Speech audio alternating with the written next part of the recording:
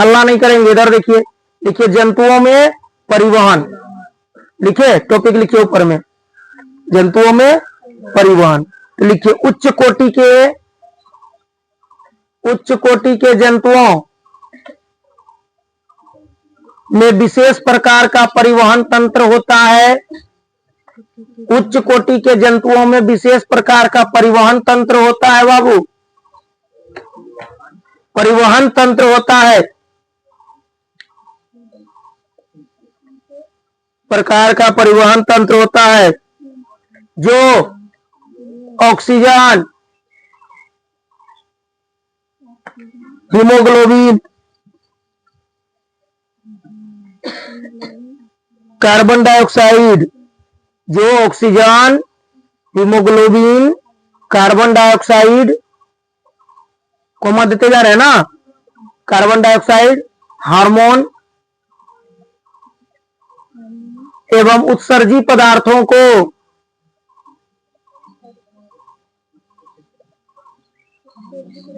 एक भाग से दूसरे भाग तक ले जाता है। उत्सर्जी पदार्थों को शरीर के एक भाग से दूसरे भाग तक ले जाता है, लाना और ले जाना, ये परिवहन होता है। एक भाग से दूसरे भाग तक ले जाता है, एक भाग से दूसरे भाग तक। जैसे हम लोग सामान भेजते हैं यहाँ से अररिया, अररिया से यहाँ, तो परिवहन नहीं लाता है, बस से लेते हैं, ट्रांसपोर्ट से ले जाते हैं, लाते हैं। शरीर में भी वही परिवहन होता है। फिर इसका फैक्टर अलग अलग है। यहाँ पर रक्त है, सबको ढोते रहता है, दवा भी खाते हैं, मुंह में खून में मिल जाता है, पूरे शरीर में जहाँ डैमेज होता है वहां जाके वही रिपेयरिंग करेगा, करता है ना। कहा होता है पैर में दवाई खाते मुंह में छूट जाता है, तो बस यही शरीर में पूरा दवाई जाते रहता है रक्त के माध्यम से। इंजेक्शन लगाते हैं भेन में, तुरंत असर करता है ना। मसल्स में लेते हैं तो देर से नस। देखिए रुधिर, यानी कि जिसको आप कहते हैं ब्लड, रुधिर, हृदय एवं रक्त वाहिनियां, परिवहन तंत्र में रुधिर माने ब्लड हो गया, रक्त हो गया, हृदय कोमा देखे और रक्त वाहिनियां शामिल है।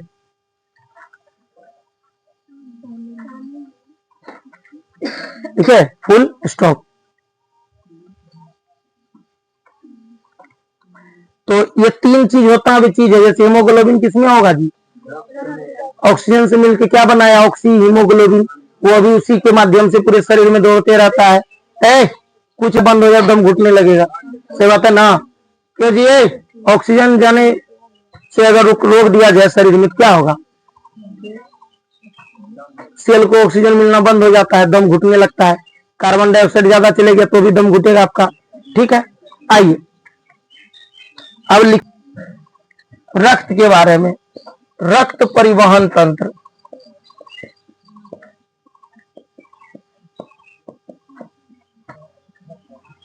ब्लड सर्कुलेशन सिस्टम, रक्त परिवहन तंत्र, है ना। तो पहले तो आप सबसे पहले जानोगे भाई रक्त क्या है ना। रक्त के बारे में जान लीजिए, ऐसे सब जानते हैं। गला काटेंगे तो खून निकलेगा, नहीं काटना है, हाथ भी कटेगा तो खून निकलेगा। देखिए रक्त एक तरल संयोजी उत्तक है, लिखते जाइए आप।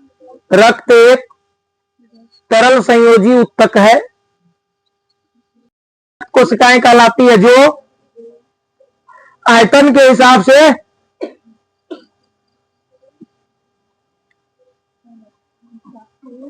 55% होता, सॉरी 45% होता है। 55 तो वही हो गया जो आयतन के हिसाब से 45%, कै परसेंट, 45%,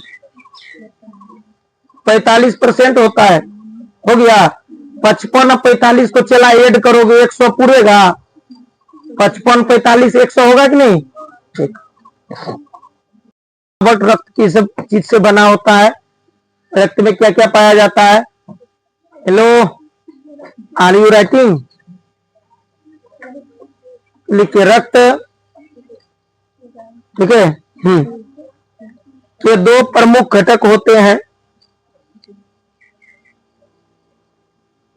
रक्त के दो प्रमुख घटक होते हैं, एक लिखिए तरल भाग प्लाज्मा, और दूसरा ठोस भाग। रक्त के दो प्रमुख भाग होते हैं प्लाज्मा, तरल भाग जिसको आप कहते हैं प्लाज्मा, PLASMA,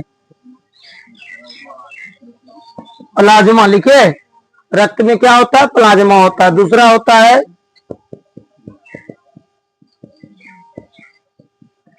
ठोस भाग, रक्त कणिका है ना, रक्त कणिका है, रक्त कणिका है। ये दोनों चीज मिला होता है हमारे रक्त में। इसी में पानियों रहेगा, सब रहेगा। रक्त में पानी की मात्रा, प्लाज्मा में पानी की मात्रा। पहले लिखिए मेन कंपोनेंट क्या है इसका? मेन कंपोनेंट है प्लाज्मा और रक्त कणिका है। देख लिए? ठीक, निकला। और रक्त कणिकाएं में यहाँ पर दो चीज होगा, एक होता है RBC और WBC, red blood corpuscles and white blood corpuscles. जल्दी लिखेंगे, RBC और WBC ब्लड में होगा। और कौन सा भाग में?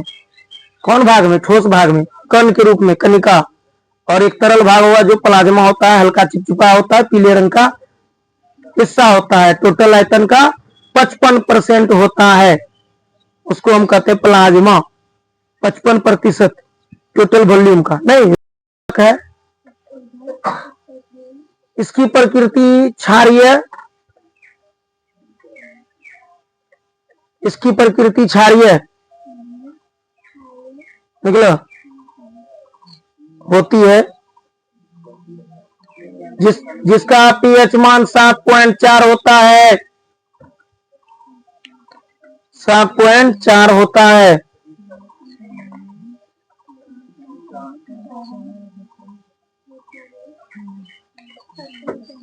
रक्त प्रवाह के दौरान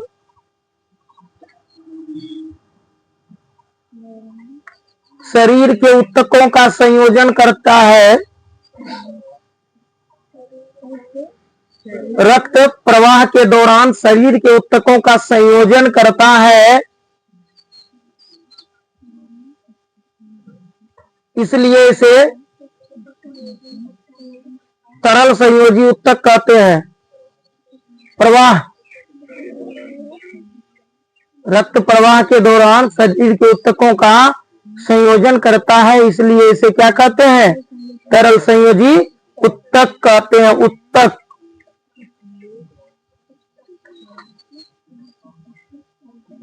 तरल संयोजी ऊतक। लाल रक्त कणिकाएं, फिर हम पढ़ेंगे WBC, पहले RBC लिखिए।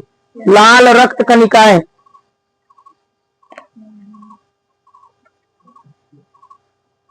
लिखे।